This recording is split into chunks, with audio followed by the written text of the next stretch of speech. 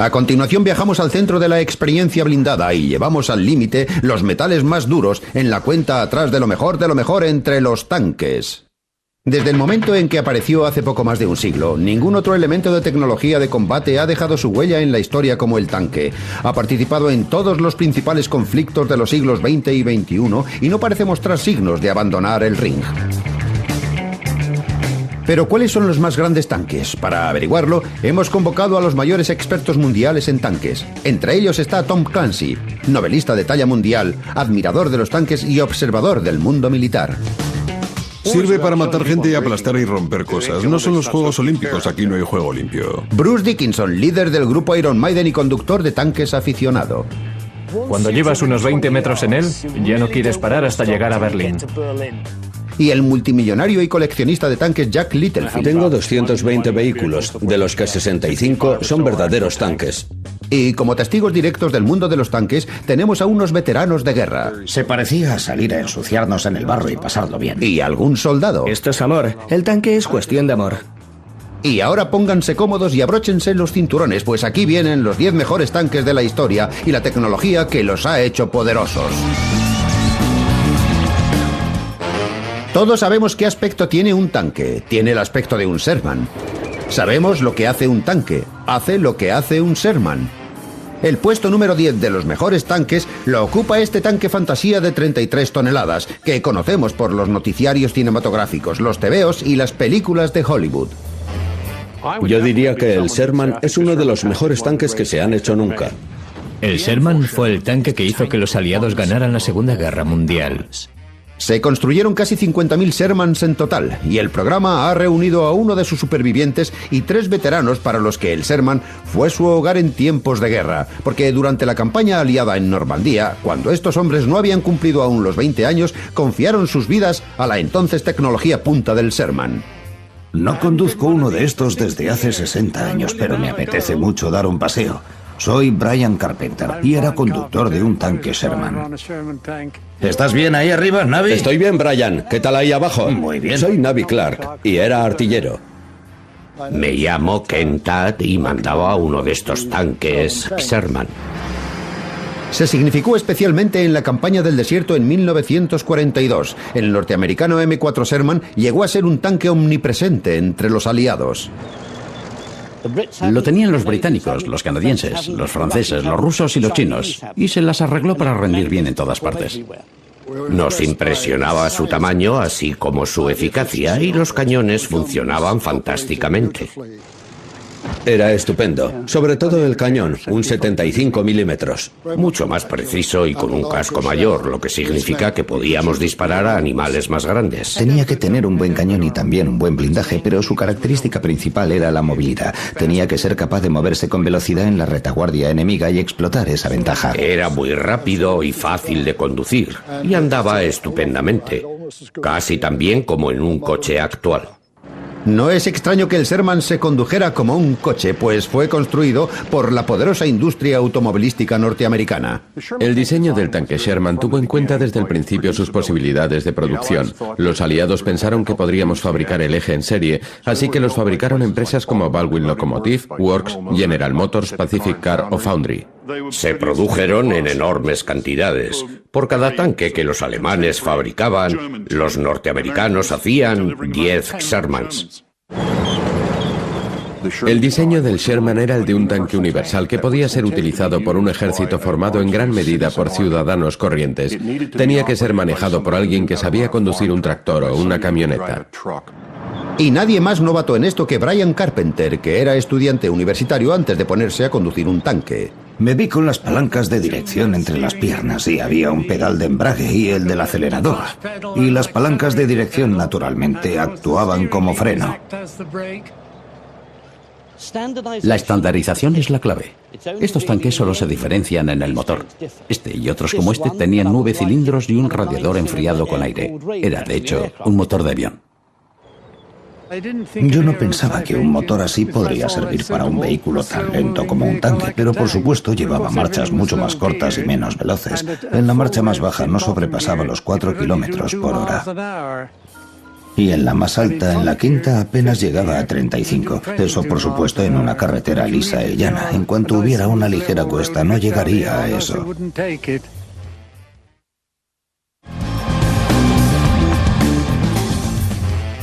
El tanque Sherman ofrecía además ciertos servicios de tipo doméstico cuando los muchachos estaban fuera de casa. No teníamos lavandería, de modo que debíamos lavar nuestra propia ropa. Y la única forma de secar la ropa era poniéndola en el escape ahí atrás y aprovechar el calor del motor para secar la ropa rápidamente. Y mientras esperabas a que se secaran los calcetines, siempre te podías hacer un té. Se podía poner una tetera ahí encima para calentar el agua. Pero el Sherman era mucho más que un ejercicio de improvisación. Todos los aspectos del diseño del tanque estaban cuidadosamente estudiados. La filosofía norteamericana era usar el tanque como un arma de ataque de la infantería. El blindaje es el propio de un vehículo de gran movilidad. Pretende mantener al enemigo en movimiento y no tiene que enfrentarse necesariamente con otros tanques. Pero el enfrentamiento directo entre tanques era bastante común cuando el modestamente blindado Sherman llegó a Europa en 1942.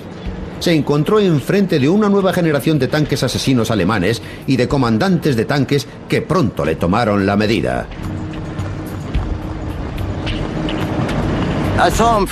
Lo vi por primera vez cuando vine al frente occidental.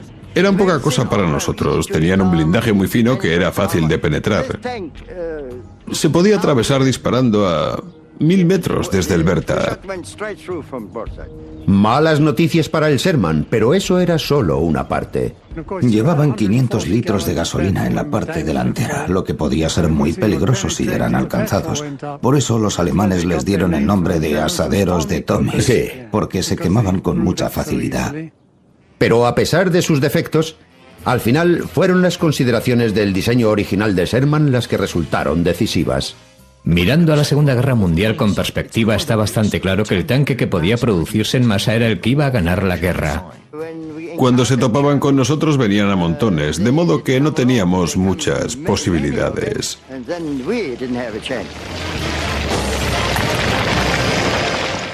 Oh, fantástico. Nunca pensé que volvería a hacerlo.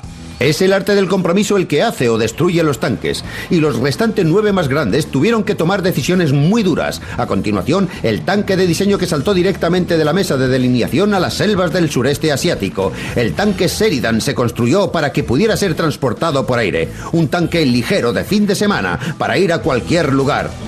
Número 9. El sueño de los diseñadores había sido desarrollar un tanque ligero y fácil de transportar, pero que tuviera el poder de fuego necesario en una gran batalla de tanques. El vehículo era único en ese aspecto.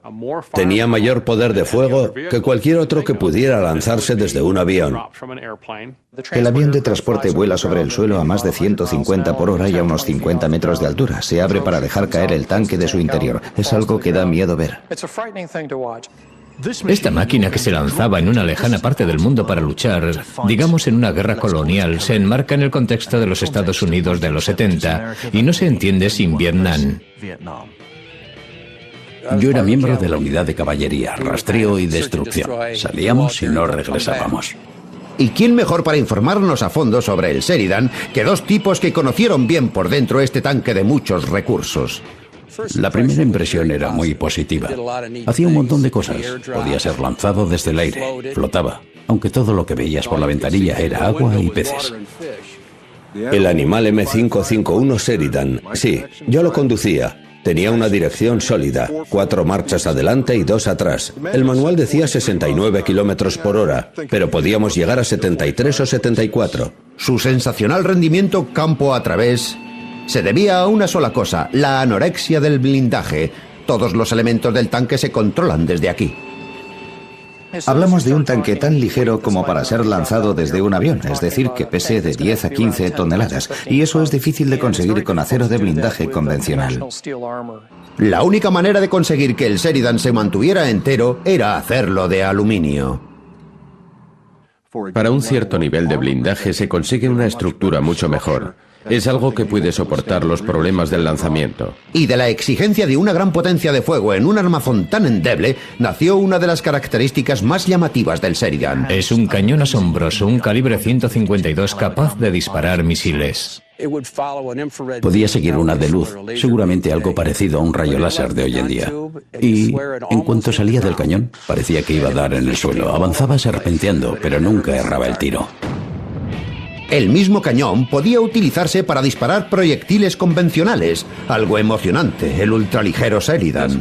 Pesaba 17 toneladas. Cuando disparaba se sacudía entero y toda la parte delantera del tanque se elevaba en el aire. Era mejor llevar casco en el interior porque si no, seguro que te ibas a dar un buen castañazo. Pero el extraordinario retroceso provocaba más de un dolor de cabeza. Cuando se lanzaban proyectiles convencionales, el retroceso podía llegar a estropear el sistema eléctrico necesario para lanzar misiles. Además de un sistema de lanzamiento de misiles deshecho, otro problema potencial era que el blindaje de aluminio no ofrecía mucha protección contra casi nada, y el Sheridan debía ir sobrecargado de munición. Los conductores llevaban la munición por los dos lados, y podías tener como 28 proyectiles amontonados en el suelo. No se podía fumar en ninguna parte del tanque. Había que evitar las chispas cerca de la munición o nos quedábamos sin casa. Era como la navaja suiza de los carros de combate. Podía hacer de todo más o menos bien, pero nada realmente bien. Para puntuar en nuestra lista de los mejores tanques, la imaginación puede servir, pero es el rendimiento lo que cuenta de verdad, y el metal del Sheridan no resistía un disparo de su propio cañón. Nuestro siguiente carro de combate no puede ser acusado de tener semejantes defectos. Desde el principio de la Segunda Guerra Mundial, los alemanes demostraron una evidente superioridad táctica y una gran excelencia técnica en la construcción y manejo de sus tanques. Los nazis crearon una fuerza blindada frente a la que los aliados no tenían respuesta y conseguir ir siempre un paso por delante de aquellos. En 1943, la tecnología alemana halló en este terreno su máxima expresión, el Panzer, el octavo mejor tanque de la historia. Este es el último Panzer operativo que queda en el mundo y el programa ha reunido cara a cara a este veterano y al tigre que mandó hace 60 años. Este tanque se conserva en perfectas condiciones. No podía estar mejor. Puedo oírlo y olerlo. Es muy emocionante, mucho. El Panzer provocó un gran impacto en el ejército norteamericano y británico. Supuso una gran revolución en el diseño de los tanques comparado con sus predecesores. Su característica más importante era su potencia de fuego. Tenía un cañón soberbio. Su largo cañón de 75 milímetros convirtió al Panzer probablemente en el mejor tanque de la Segunda Guerra Mundial. Muy bien, adelante. El cañón del Panzer se diseñó como un arma antitanque y obtenía su potencia no de un calibre mayor, sino de un cañón más largo y una carga mayor de pólvora.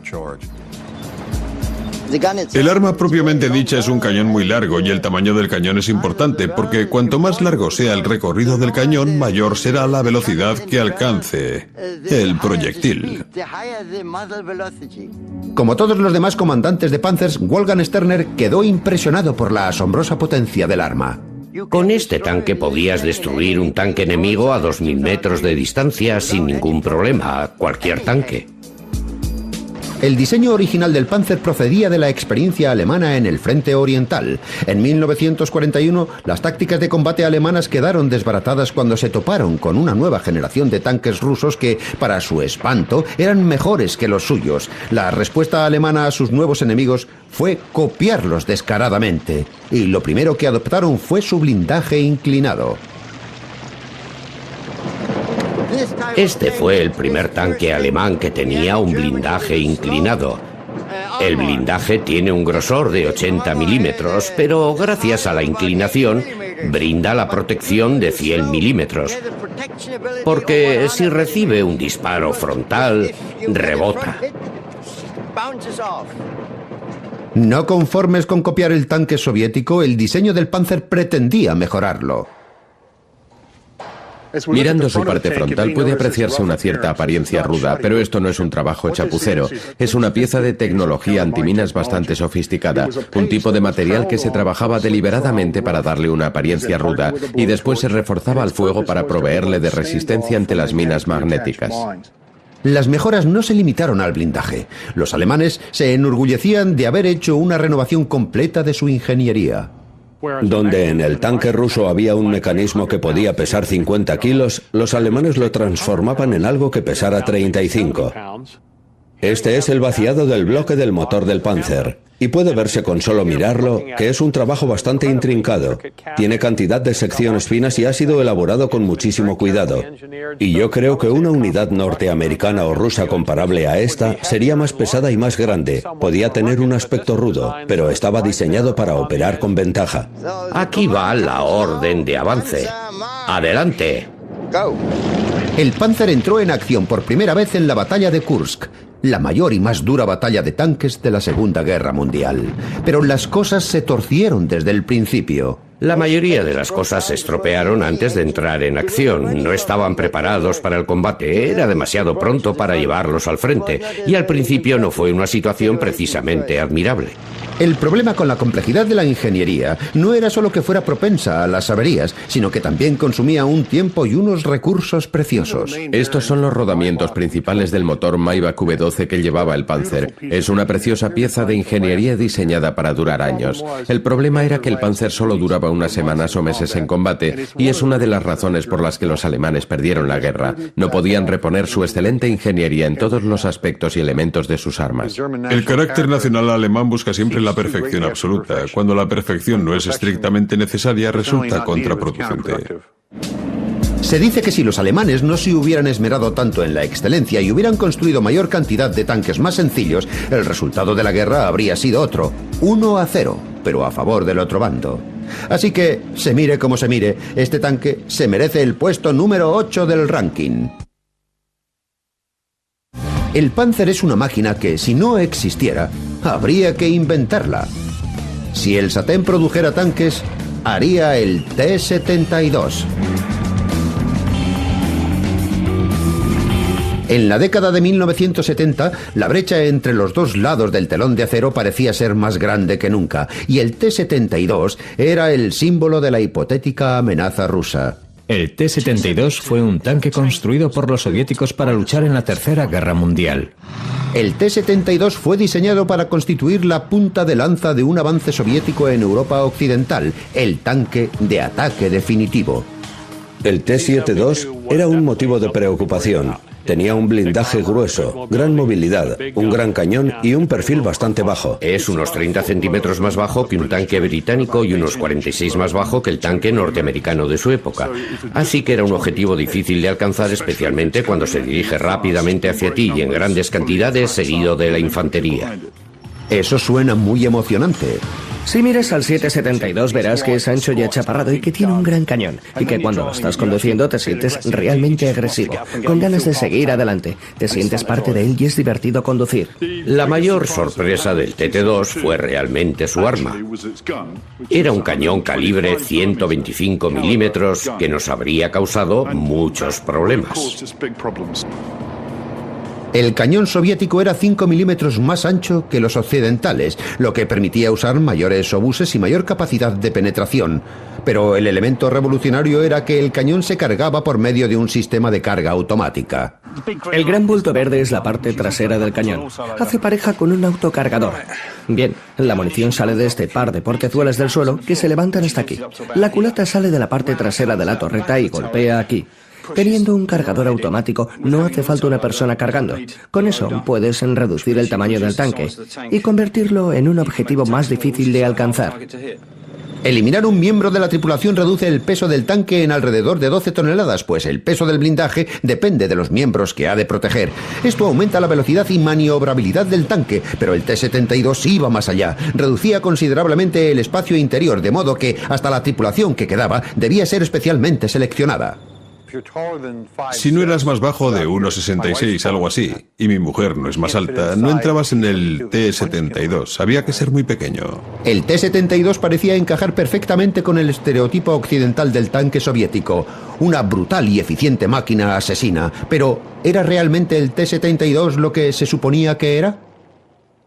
Los agentes de inteligencia estaban aterrorizados, veían esta pieza de ingeniería soviética y pensaban, Dios mío, los rusos por fin lo han conseguido, es la cosa más mortífera que ha pisado un campo de batalla, estamos perdidos y tenemos que enfrentarnos a ella.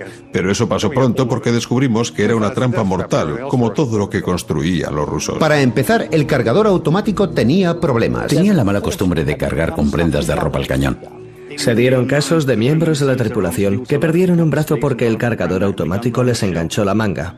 Pero había algo mucho peor. El T-72 tenía su munición a la vista, lo que significaba que si se podía alcanzar de manera adecuada, podía hacerse volar todo el tanque. Es una máquina mortal para la propia tripulación. El hecho de que la tripulación de los T-72 temieran al tanque tanto como el Pentágono cuenta de manera negativa en nuestra lista, de modo que se queda en el puesto número 7.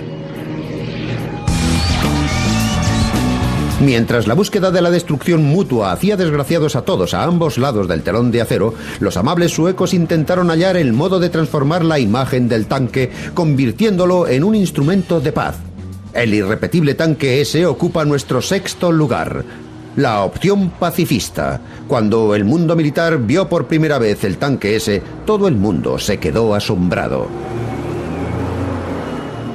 Creo que el tanque S dejó pasmado a todo el mundo. Era un tanque muy poco convencional, y eso dejó a la gente con la boca abierta, al menos hasta que llegaron a acostumbrarse. El tanque S es una de las ideas más estúpidas que han surgido en los últimos 50 años. Nos obligó a replantearnos qué es un tanque y cuál es su esencia. Por su ausencia de torreta y su valla protectora, su doble motor y el hecho de ir vestido con traje de baño, el tanque S era absolutamente único y su audacia sorprendió incluso a los propios suecos. Me quedé impresionado la primera vez que lo vi porque nunca había visto un tanque como ese. Fui el primer soldado del ejército sueco que montó en un tanque S en 1962. Lo mejor de lo mejor ha ido a Suecia para averiguar en qué consistió todo este revuelo. Hay que recordar que Suecia es un país neutral, atrapado entre el Pacto de Varsovia por un lado y la OTAN por el otro. Así que necesita presentar una defensa sólida para que nadie pueda invadirlo. Creo que el tanque S fue diseñado para enfrentarse a un ataque de Rusia, que procedería del norte y atravesaría Suecia. Hasta para el observador más despistado, el tanque S tiene una característica muy llamativa. No tiene torreta. Estaba pensado para luchar en territorio boscoso. Los estrechos caminos forestales limitan las posibilidades de desarrollo de la máquina. Casi no había espacio ni para mover el cañón hacia los lados, de modo que lo primero que decidieron los suecos fue eliminar la torreta.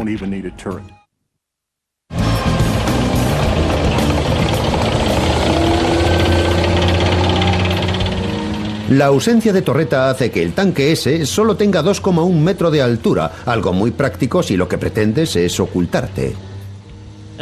El tanque S podía incluso hacer un agujero en la tierra para esconderse, de modo que prácticamente lo único que quede a la vista es el cañón. Fue diseñado para disparar y esconderse. En medio de un montón de tanques enemigos puedes eliminar alguno de ellos y salir pitando en dirección contraria para acabar escondiéndote bajo tierra. En plena batalla el tanque S aparece retraído, con toda la tripulación protegida bajo el tanque. Pero cuando lo mejor de lo mejor está delante, y obviamente no hay ninguna amenaza, todo el mundo puede salir a echar un vistazo, unos ojos extra para el conductor. Es muy fácil de conducir y hasta divertido. Si vas por una carretera a 50 o 55 kilómetros por hora, podrías hacer un giro de hasta 180 grados en menos de un segundo. Si eres lo suficientemente bueno. El interior se parece más a un caza que a cualquier otra cosa, en el sentido de que manejas tus controles directamente, con todos los elementos al alcance de tus dedos. Pero la joya de la corona del tanque S es su arma principal, el cañón fijo. El mayor inconveniente de un cañón fijo es que para disparar tienes que manipular todo el tanque. Tienes que mover y dirigir todo el casco del mismo modo en que lo hace un piloto de caza con su avión. El verdadero avance de diseño fue la suspensión hidroneumática controlable. La innovación sueca era poder controlar la suspensión de una manera tal que pudiera utilizarse como un dispositivo para direccionar el cañón. Para inclinar el arma, el primer y el cuarto par de ruedas se movían con respecto a las demás. Como la longitud de la oruga no cambia, el tanque tiene que inclinarse arriba y abajo.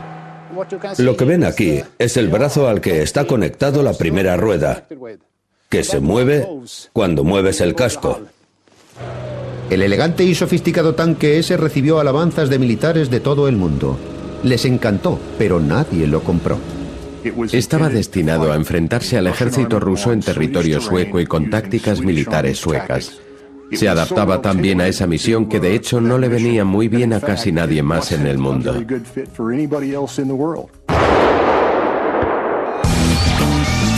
Nuestros 5 primeros tanques estaban pensados para batallas a gran escala, pero si sus intenciones son más modestas, ¿qué tanque le dará el mayor servicio por su dinero? El Centurión, el quinto mejor de la historia. Entró en acción en los últimos días de la Segunda Guerra Mundial. El Centurión es el tanque de batalla que más ha perdurado en servicio. Y es el favorito de los ejércitos y las guerras de bajo presupuesto. Desde principios de los 50 hasta el final del siglo, se le ha visto por ahí en alguna guerra. Fue el mejor tanque del mundo durante 15 años. El coronel John Gilman ha pasado toda su carrera en el corazón del desarrollo de los tanques británicos, y el Centurión fue su primer amor.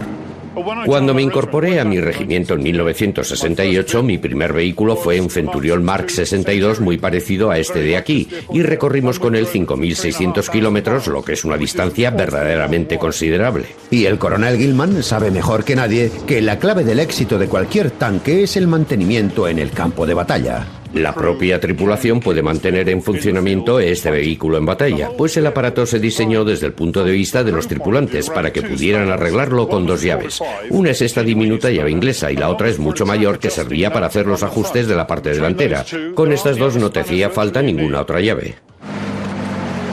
Y el enfoque lleno de sentido común del Centurión se aplicó también a un método único de apuntar al blanco. La ametralladora de alcance es muy ingeniosa. Está unida al cañón principal, de modo que el artillero solo tiene que disparar 3 veces con la ametralladora. Cuando uno de esos disparos da en el blanco, este es identificado por el cañón principal, que entonces hace su tiro. Pero como era más difícil de maniobrar que una mula y tenía una autonomía de solo 72 kilómetros por cada depósito de fuel, el Centurión se queda solo en el puesto número 5.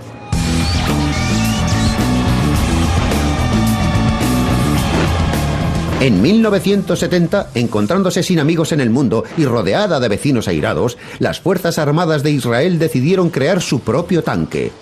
En el número 4, el Markava, el tanque de bricolaje.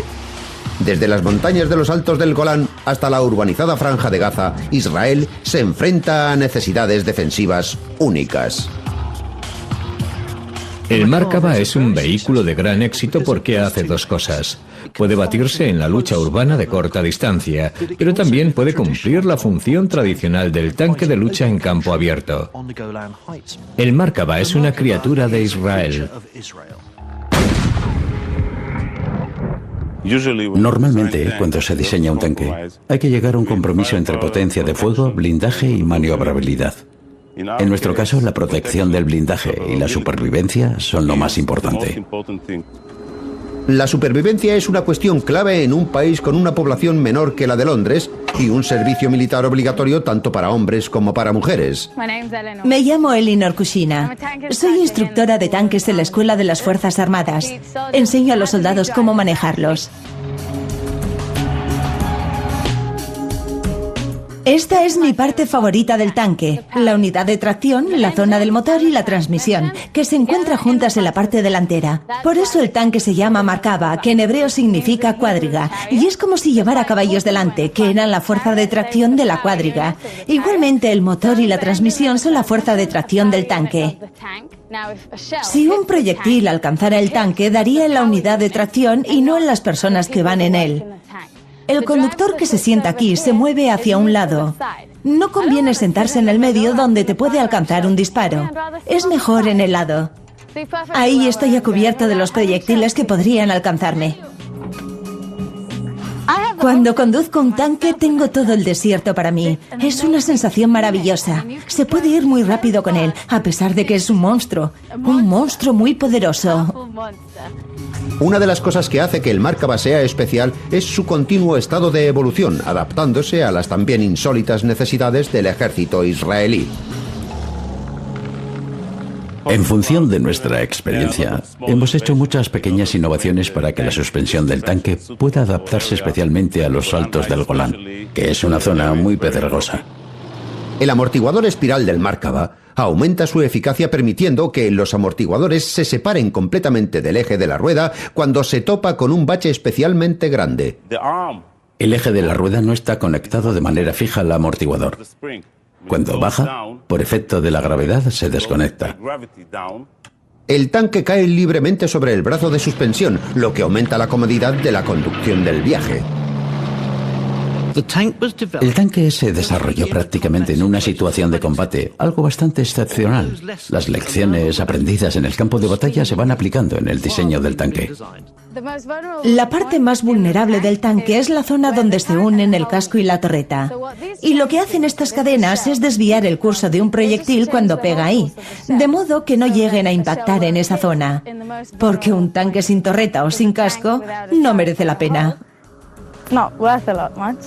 Y teniendo el motor delante, deja espacio para llevar gente en la parte de atrás. Puede llevar una sección de infantería en la parte trasera, lo que lo hace un tanque único, ya que tienes un vehículo de transporte blindado y un tanque en una sola pieza. No hay ningún otro tanque tan versátil como este. Entonces, ¿por qué no está todo el mundo conduciendo Markavas por los desiertos y calles mayores de los puntos conflictivos del mundo? Está diseñado específicamente para usarlo en Israel. Y tienes que preocuparte de las necesidades de transporte aéreo. Es un vehículo grande y pesado. Ideal para Israel, sí, pero demasiado grande y pesado para una fuerza expedicionaria. Aunque algunos sienten disentir. Este es el mejor tanque del mundo. Nada puede detenerlo. Si quiere seguir adelante, lo hará, hasta que encuentre un blanco. Y no quisiera estar en tu lugar si eres ese blanco. No voy a discutir eso. El tanque que ocupa el puesto número 3 no tuvo que regresar a la mesa de diseño. El T-34 la inventó. Este fue con diferencia el mejor tanque de la Segunda Guerra Mundial. Fue uno de esos avances en el diseño de armas que se dan solamente una vez en cada generación. El T-34 es el tanque que ganó la Gran Guerra Patriótica para la Unión Soviética. Incorporaba innovaciones, pero con el mínimo denominador común. Se obtuvo un diseño improvisado que podía producirse en serie. La esencia de la filosofía militar rusa es que cualquier campesino recién llegado del campo fuera capaz de subirse a un tanque y conducirlo. Y como pueden ver, yo estoy bastante cerca de ser un campesino. ¡Oh, no! Lo mejor de lo mejor ha puesto a prueba el T-34, dándole a la estrella del rock Bruce Dickinson la oportunidad de conducir su propia dama de hierro. Lo que a mí me gusta de los tanques es lo que tienen de combate individual, casi como un piloto de caza, solo que sobre el suelo. Las fantásticas cualidades del T-34 empiezan con su forma característica. El T-34 inventó el blindaje inclinado, lo que afectó también a otros elementos del diseño.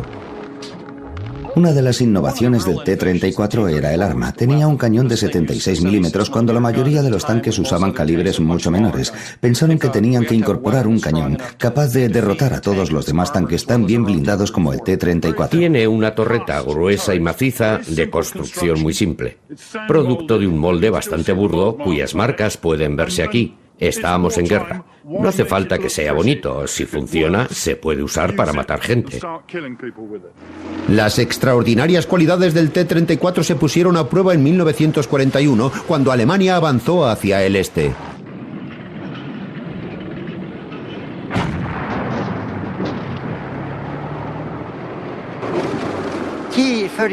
El T-34 fue el mejor tanque de su época.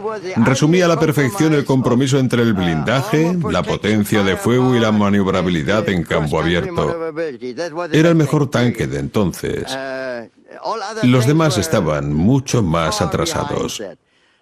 Tenía un motor diésel de 12 cilindros, un antiguo motor de avión de la Primera Guerra Mundial. 6 cilindros a la izquierda y 6 a la derecha, y la bomba de inyección en el centro. Muy simple, muy ligero y con un mantenimiento muy sencillo. Se empezaron a fabricar en la década de 1920 y se han hecho prácticamente hasta el día de hoy.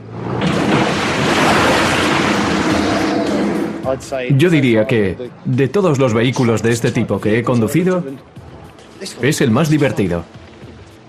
Y el más asqueroso. Que es realmente lo mismo. El T-34 convirtió a Rusia de una economía agrícola en un superpoder. Un tanque capaz de hacer eso merece cierto respeto. El T-34, el tercer mejor tanque de la historia. El segundo tanque de nuestra lista tiene tantas campanillas que ningún otro tanque en su sano juicio se atrevería a luchar con él. El Abrams tiene que salir a buscar pelea. En el número 2. El tanque es grande y muy bien blindado. Es terriblemente rápido y tiene un cañón increíble. Es una asombrosa pieza de tecnología. Da miedo pensar cuánta diferencia había entre este tanque y los demás de hace una generación. Un solo Abrams puede enfrentarse a uno o más de otros tanques en el campo de batalla y vencerlos. El M1 Abrams es el Rolls-Royce de los tanques modernos. Y los norteamericanos lo han usado ya en varias guerras. Me alcanzaron en el lado, por delante y por detrás. En esta zona concreta es donde me dieron.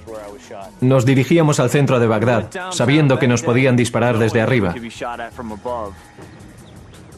Nos dispararon con ametralladoras y misiles lanzagranadas.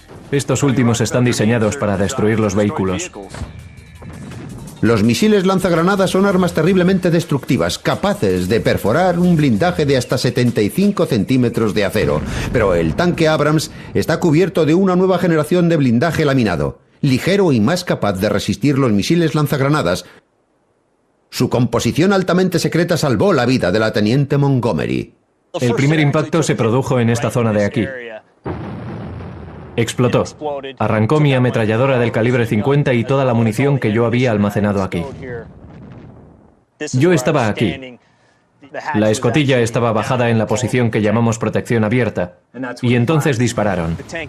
El tanque hizo exactamente lo que se suponía que debía hacer. Fue un buen disparo, pero fue lo último que hizo, pues el tanque que me seguía lo abatió.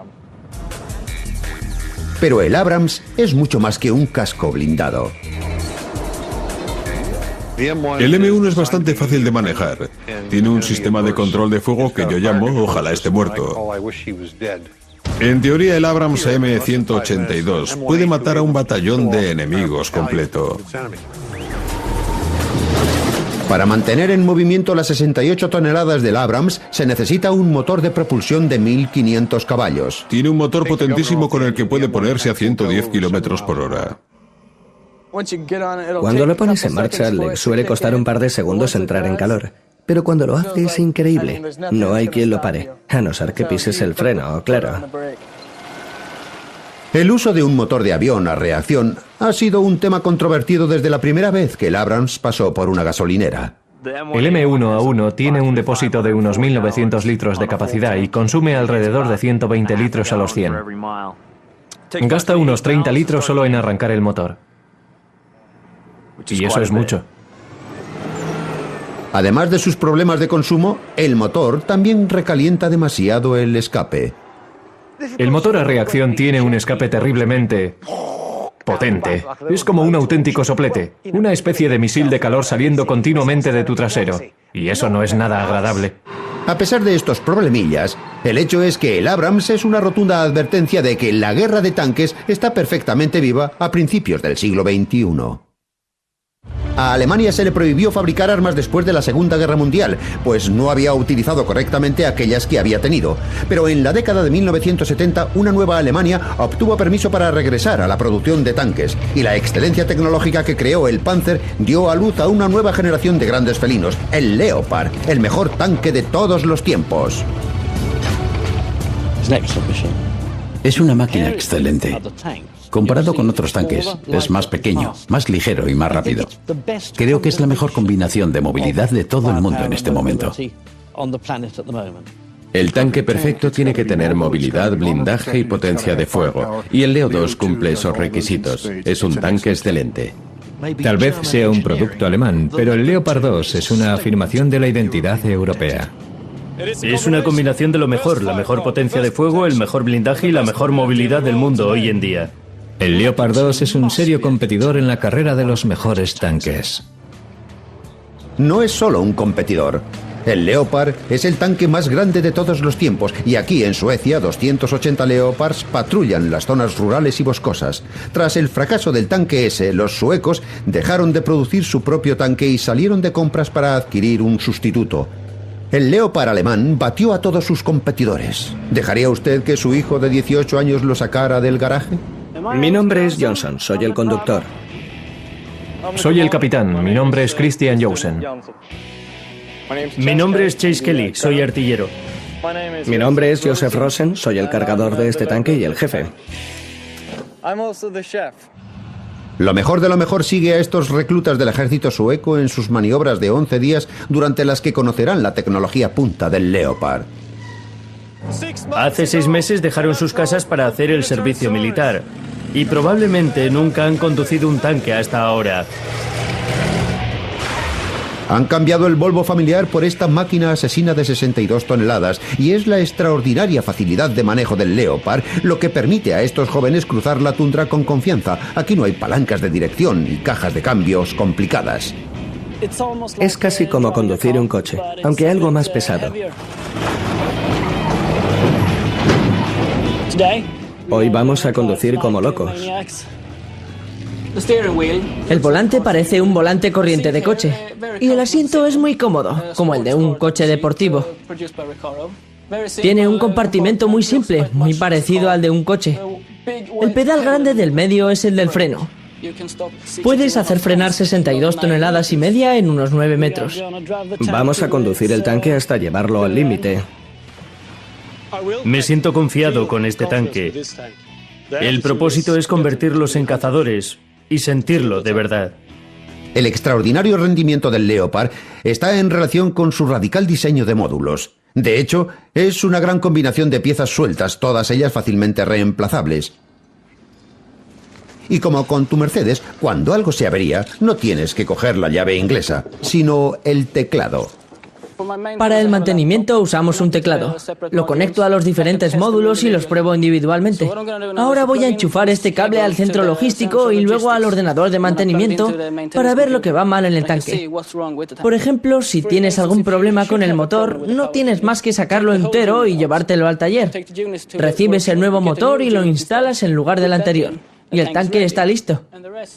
El motor del Leopard es otro elemento muy destacado. Nada novedoso ni complicado, sino algo potente y fiable. Este motor es un motor industrial bastante común.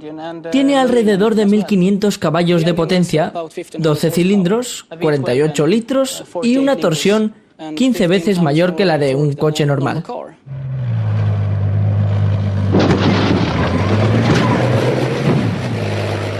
Si les preocupa que tratar al Leopard como un patín gigantesco puede cargárselo, dejen de preocuparse. El Leopard es uno de los pocos tanques del mundo que viene con garantía del fabricante. Si la fábrica supervisa el mantenimiento, puede hacer tranquilamente 14.000 kilómetros, lo cual, tratándose de un tanque, es mucho. Para evitar que los reclutas choquen unos con otros, los suecos utilizan un sistema de control de mando de tanques de tecnología punta. Y yo me desplazo por este mapa. Por supuesto, puedo centrarlo en mi propio tanque o en el de algún otro. No hay ningún problema. Son innovaciones como esta las que hacen que el Leopard destaque entre los demás tanques, porque manteniendo la mayor parte de la información en las pantallas y fuera del sistema de radio, pueden centrar la comunicación por radio en lo verdaderamente importante. Ahora casi el 100% de la comunicación por radio versa sobre el enemigo. Y así debe ser, pues nuestro trabajo es encontrar al enemigo y matarlo. Eso sí que es lenguaje guerrero. Lo mejor de lo mejor ha decidido que es hora de poner a prueba el inigualable Leopard compitiendo con otro campeón local, un Volvo, y lo harán en un peligroso slalom de 400 metros.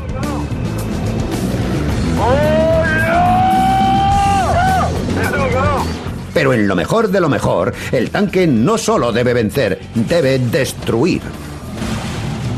Ahí los tienen. Los mejores 10 tanques de la historia, cada uno con su propio y único carácter, pero con un sombrío objetivo común. Desde el momento en que penetró en tierra de nadie, la caballería de hierro moldeó la guerra mecanizada a su imagen y semejanza, hasta el punto de convertir su propia imagen en el rostro de la guerra. Así que conviene temerlos, y mucho.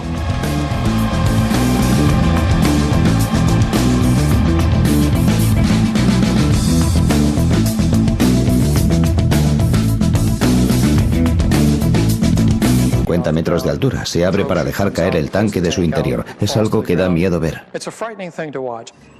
Esta máquina que se lanzaba en una lejana parte del mundo para luchar, digamos en una guerra colonial, se enmarca en el contexto de los Estados Unidos de los 70 y no se entiende sin Vietnam. Yo era miembro de la unidad de caballería, rastreo y destrucción. Salíamos y no regresábamos. ¿Y quién mejor para informarnos a fondo sobre el Sheridan que dos tipos que conocieron bien por dentro este tanque de muchos recursos? La primera impresión era muy positiva. Hacía un montón de cosas. Podía ser lanzado desde el aire, flotaba, aunque todo lo que veías por la ventanilla era agua y peces.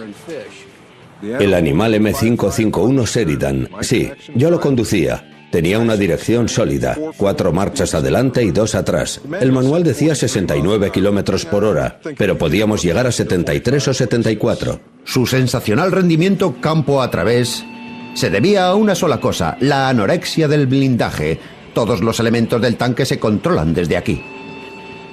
Hablamos de un tanque tan ligero como para ser lanzado desde un avión, es decir, que pese de 10 a 15 toneladas, y eso es difícil de conseguir con acero de blindaje convencional. La única manera de conseguir que el Sheridan se mantuviera entero era hacerlo de aluminio. Para un cierto nivel de blindaje se consigue una estructura mucho mejor.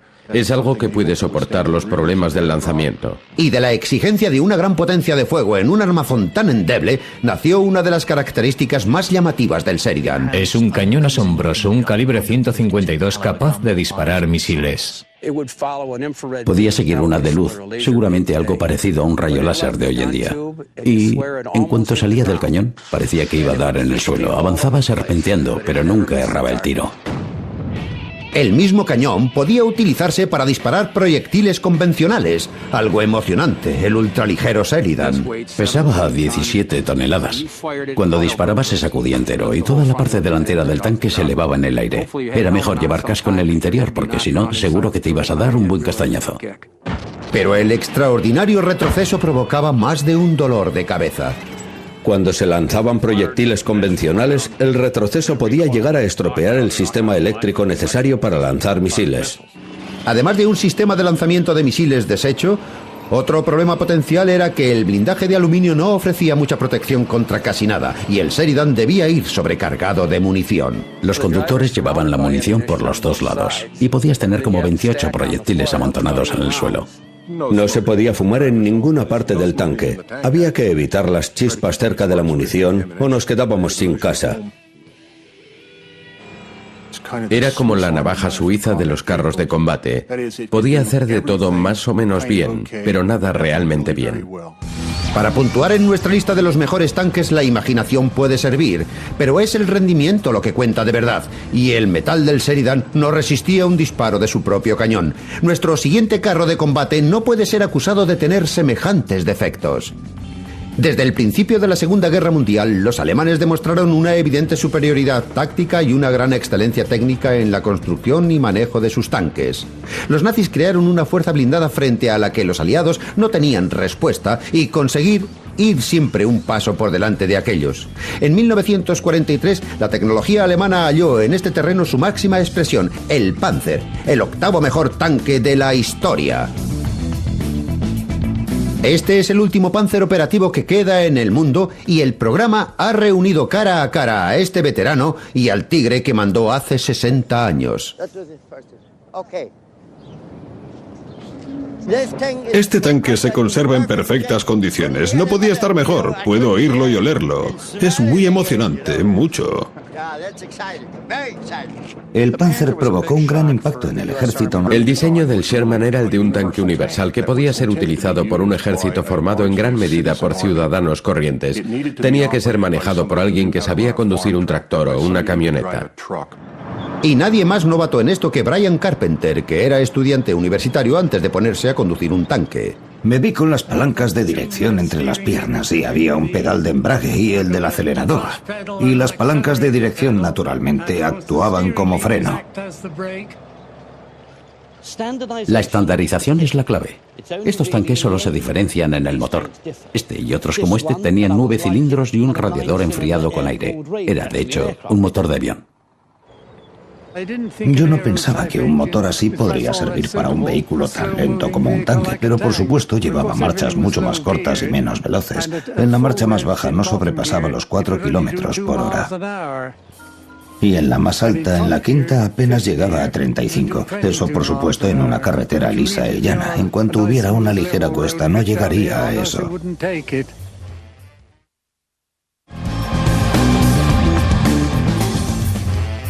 El tanque Sherman ofrecía además ciertos servicios de tipo doméstico cuando los muchachos estaban fuera de casa. No teníamos lavandería, de modo que debíamos lavar nuestra propia ropa. Y la única forma de secar la ropa era poniéndola en el escape ahí atrás y aprovechar el calor del motor para secar la ropa rápidamente. Y mientras esperabas a que se secaran los calcetines, siempre te podías hacer un té. Se podía poner una tetera ahí encima para calentar el agua. Pero el Sherman era mucho más que un ejercicio de improvisación. Todos los aspectos del diseño del tanque estaban cuidadosamente estudiados. La filosofía norteamericana era usar el tanque como un arma de ataque de la infantería. El blindaje es el propio de un vehículo de gran movilidad. Pretende mantener al enemigo en movimiento y no tiene que enfrentarse necesariamente con otros tanques. Pero el enfrentamiento directo entre tanques era bastante común cuando el modestamente blindado Sherman llegó a Europa en 1942. Se encontró enfrente de una nueva generación de tanques asesinos alemanes y de comandantes de tanques que pronto le tomaron la medida. Lo vi por primera vez cuando vine al frente occidental. Eran poca cosa para nosotros, tenían un blindaje muy fino que era fácil de penetrar. Se podía atravesar disparando a 1000 metros desde el Bertha. Malas noticias para el Sherman, pero eso era solo una parte. Llevaban 500 litros de gasolina en la parte delantera, lo que podía ser muy peligroso si eran alcanzados.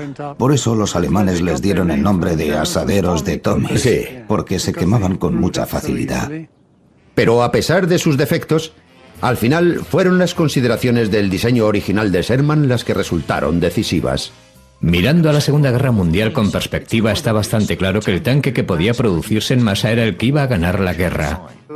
Cuando se topaban con nosotros venían a montones, de modo que no teníamos muchas posibilidades.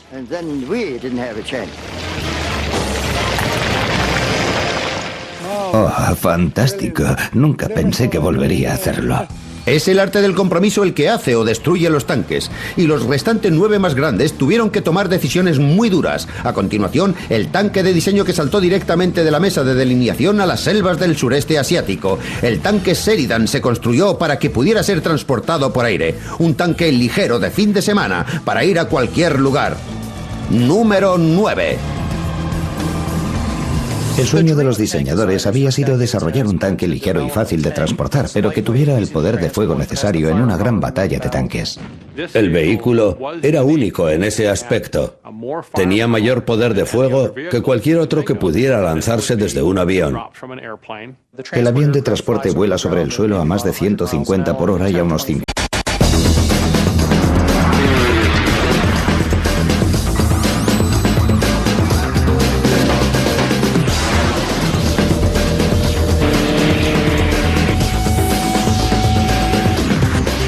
A continuación viajamos al centro de la experiencia blindada y llevamos al límite los metales más duros en la cuenta atrás de lo mejor entre los tanques.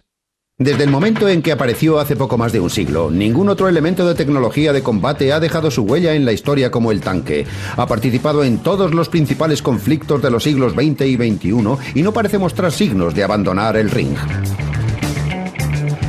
Pero ¿cuáles son los más grandes tanques? Para averiguarlo, hemos convocado a los mayores expertos mundiales en tanques. Entre ellos está Tom Clancy, novelista de talla mundial, admirador de los tanques y observador del mundo militar. Sirve para matar gente y aplastar y romper cosas. No son los Juegos Olímpicos, aquí no hay juego limpio. Bruce Dickinson, líder del grupo Iron Maiden y conductor de tanques aficionado. Cuando llevas unos 20 metros en él, ya no quieres parar hasta llegar a Berlín. Y el multimillonario y coleccionista de tanques Jack Littlefield. Tengo 220 vehículos, de los que 65 son verdaderos tanques. Y como testigos directos del mundo de los tanques, tenemos a unos veteranos de guerra. Se parecía a salir a ensuciarnos en el barro y pasarlo bien. Y algún soldado. Esto es amor. El tanque es cuestión de amor. Y ahora pónganse cómodos y abróchense los cinturones, pues aquí vienen los 10 mejores tanques de la historia y la tecnología que los ha hecho poderosos. Todos sabemos qué aspecto tiene un tanque. Tiene el aspecto de un Sherman. Sabemos lo que hace un tanque. Hace lo que hace un Sherman. El puesto número 10 de los mejores tanques lo ocupa este tanque fantasía de 33 toneladas, que conocemos por los noticiarios cinematográficos, los tebeos y las películas de Hollywood.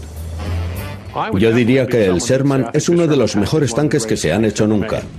El Sherman fue el tanque que hizo que los aliados ganaran la Segunda Guerra Mundial.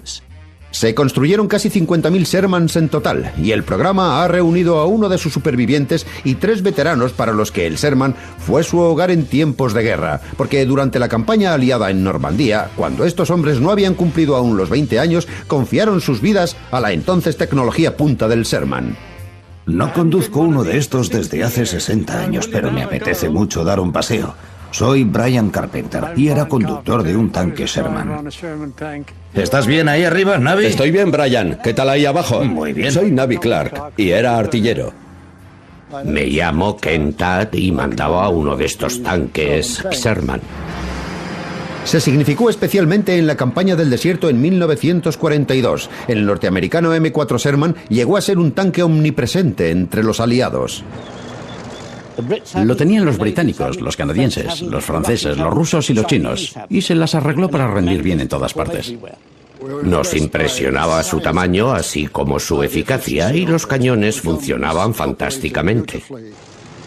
Era estupendo, sobre todo el cañón, un 75 milímetros. Mucho más preciso y con un casco mayor, lo que significa que podíamos disparar a animales más grandes. Tenía que tener un buen cañón y también un buen blindaje, pero su característica principal era la movilidad. Tenía que ser capaz de moverse con velocidad en la retaguardia enemiga y explotar esa ventaja. Era muy rápido y fácil de conducir, y andaba estupendamente, casi tan bien como en un coche actual.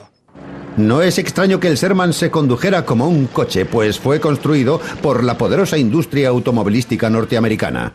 El diseño del tanque Sherman tuvo en cuenta desde el principio sus posibilidades de producción. Los aliados pensaron que podríamos fabricar el eje en serie, así que los fabricaron empresas como Baldwin Locomotive, Works, General Motors, Pacific Car o Foundry. Se produjeron en enormes cantidades. Por cada tanque que los alemanes fabricaban, los norteamericanos hacían 10 Shermans. El Panzer es una máquina que, si no existiera, habría que inventarla. Si el Satén produjera tanques, haría el T-72. En la década de 1970, la brecha entre los dos lados del telón de acero parecía ser más grande que nunca, y el T-72 era el símbolo de la hipotética amenaza rusa. El T-72 fue un tanque construido por los soviéticos para luchar en la Tercera Guerra Mundial. El T-72 fue diseñado para constituir la punta de lanza de un avance soviético en Europa Occidental, el tanque de ataque definitivo. El T-72 era un motivo de preocupación. Tenía un blindaje grueso, gran movilidad, un gran cañón y un perfil bastante bajo. Es unos 30 centímetros más bajo que un tanque británico y unos 46 más bajo que el tanque norteamericano de su época. Así que era un objetivo difícil de alcanzar, especialmente cuando se dirige rápidamente hacia ti y en grandes cantidades seguido de la infantería. Eso suena muy emocionante. Si miras al 772 verás que es ancho y achaparrado y que tiene un gran cañón, y que cuando lo estás conduciendo te sientes realmente agresivo, con ganas de seguir adelante. Te sientes parte de él y es divertido conducir. La mayor sorpresa del TT2 fue realmente su arma. Era un cañón calibre 125 milímetros que nos habría causado muchos problemas. El cañón soviético era 5 milímetros más ancho que los occidentales, lo que permitía usar mayores obuses y mayor capacidad de penetración. Pero el elemento revolucionario era que el cañón se cargaba por medio de un sistema de carga automática. El gran bulto verde es la parte trasera del cañón. Hace pareja con un autocargador. Bien, la munición sale de este par de portezuelas del suelo que se levantan hasta aquí. La culata sale de la parte trasera de la torreta y golpea aquí. Teniendo un cargador automático, no hace falta una persona cargando.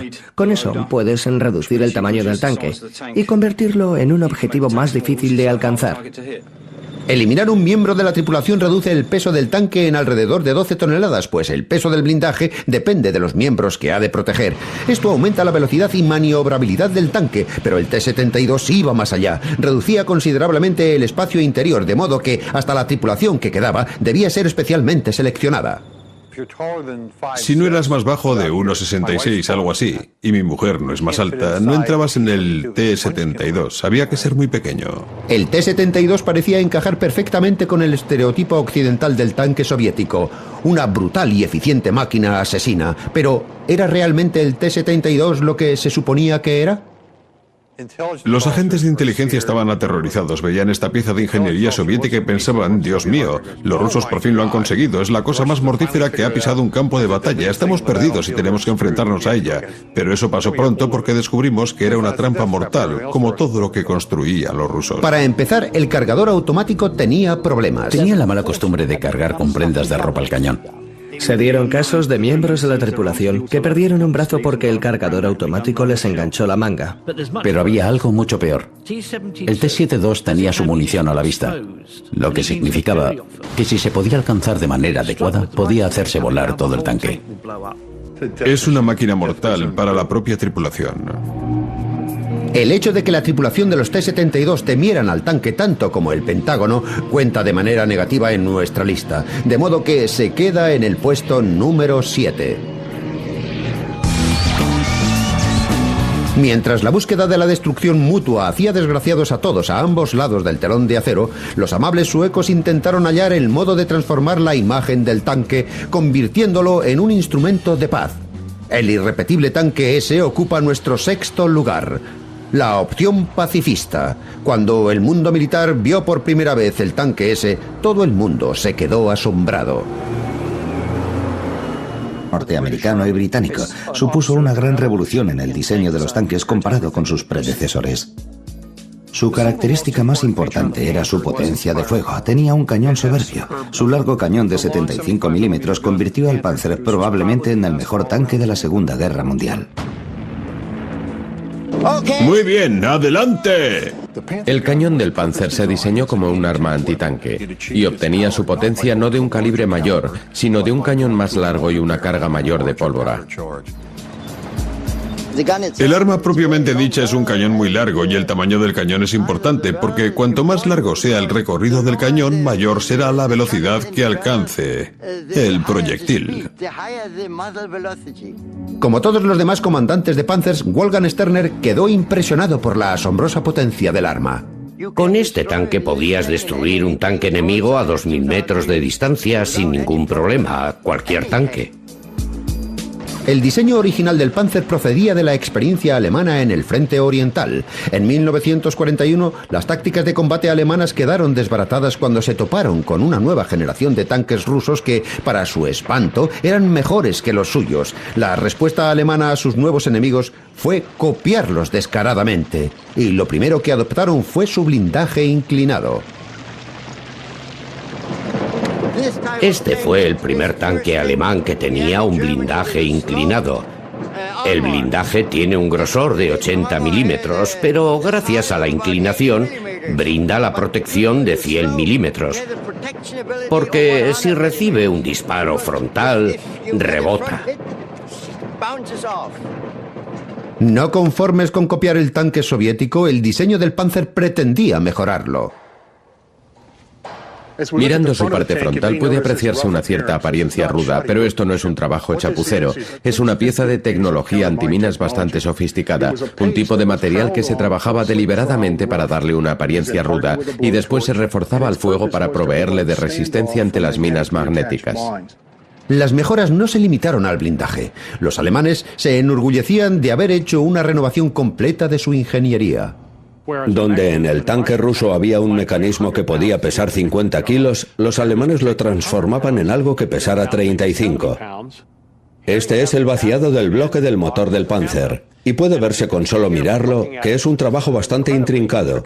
Tiene cantidad de secciones finas y ha sido elaborado con muchísimo cuidado.